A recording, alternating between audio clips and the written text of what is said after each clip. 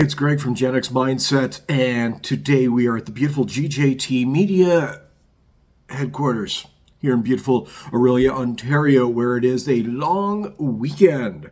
It is the May 2-4, because at one point in Canadian history, it actually fell on the 24th of May, so therefore we associate it with a beer association, a beer product, basically, the 2-4. It's the May 2-4. Victoria Day weekend is the actual official title, which stems back to 1945 with Queen Victoria, not the band, the actual queen at the time of the monarchy or oligarchy or whatever it was back then. 1945, Canada wasn't a country. Nobody was coming to Orillia or Muskoka. Orillia wasn't established until 1867, Muskoka a little later than that, so nobody was clippity-clopping up to the cottage for the long weekend, and if they were, they better pack for sunshine and rain. Yesterday, beautiful sunshine, had the air conditioning on. Today, it rained, we had a heavy thunderstorm, and now it's very cool. I might have to throw heat on, which is typical of Canadian long weekends, the May long weekend in particular. As I hearken back to my radio days up in Muskoka working for Moose FM at the time, we were golfing, the station owner, the sales manager, myself, golfing at beautiful Deerhurst. Absolutely one of my favorite golf courses in Muskoka, and we had to stop after 9 holes. This was the Sunday of the May long weekend back in 2001, and we had to stop because it was snowing so hard. We had to finish after 9 because we couldn't find our balls, the golf balls, which were white. It was snowing, so you never know what to expect. So this is on brand with the Canadian long weekend. Yesterday, while it was sunny, I did get out to beautiful Tuttle Park, one of the gorgeous parks in the area, and reminisced about what I would have been doing 30 years ago if this was the long weekend.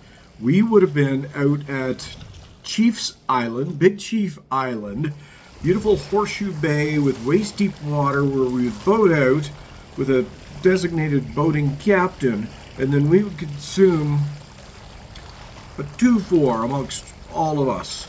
The bay was shallow. There was no washrooms on the boat. We called it P-Bay because the fact, people were urinating in the water. So that was, kind of a reminiscent. I think people still do that. I'm an elder Gen X now. It is the long weekend. I'm sitting here creating content, doing the stuff that I am passionate about. Plus, I'm self-employed, so a long weekend, I could pretty much take that all the time. But I was sort of thinking of, how different things were back then. I don't have to tell you the big difference being we weren't on these or that one all the time, 24/7. See, look at that. I had to almost check my messages there. Pavlov's dog or what? So back then, it was just one guy came out to Chief back, I think it was 89-ish. He had one of those shoe phones, the big bag phone things. And I asked to borrow it once because I was trying to call a girl and ask her out on a date. And it was like, okay, $5 a minute if you want to. I didn't get the date, and it cost me like $10 just to even use the bag phone at the time. So technology, it's got us to certain places, but also it is where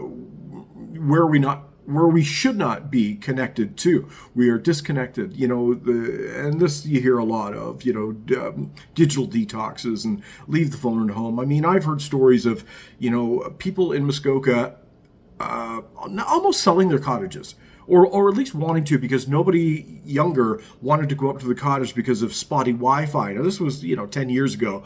Wi-Fi is everywhere now. The towers in Muskoka look like they're decorated to look like trees to fit in with the environment, which, it does. It blends in. If you didn't know where the cell phone towers were in Muskoka, and I was there with you, I'd point them out. Look at that giant fake-looking Christmas tree that's 100 feet tall. That's a red flag. That's probably a cell phone tower. So I just, in reminiscing about, the May long weekend, celebrate safely, obviously, but take some time to maybe just put the phone away and reconnect. I'd love to hear from you if you are the type of person that actually went up to the cottage, got away from the city, and you're not a city yet. I'm going to use that expression here, and a lot of people just really take issue with the term cidiot, especially my Muskoka realtor friends. No, don't call them cidiots, they're clients.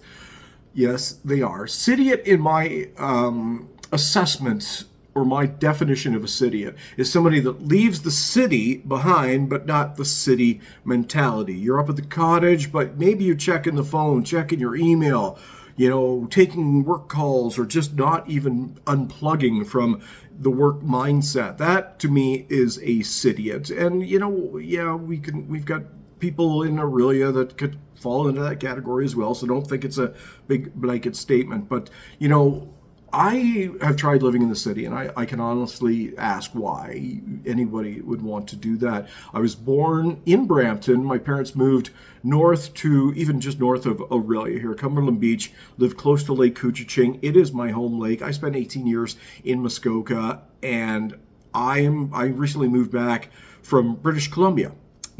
Think about how beautiful British Columbia is. I missed the Lakeland area, cottage country, and just the roots of being able to take a short drive and be in the middle of nowhere. So that's probably what I'm going to do, later today into tomorrow to get a little bit of that unplugging long weekend feel and appreciate being where I am. So happy long weekend to everyone. Happy May 2-4. Let me know what you're doing. Drop it in the comments. Hopefully staying warm. Hopefully if you're camping, you're staying dry. And black flies in Muskoka, I was up there last week, absolutely brutal. Not so bad in Orillia. So cheers.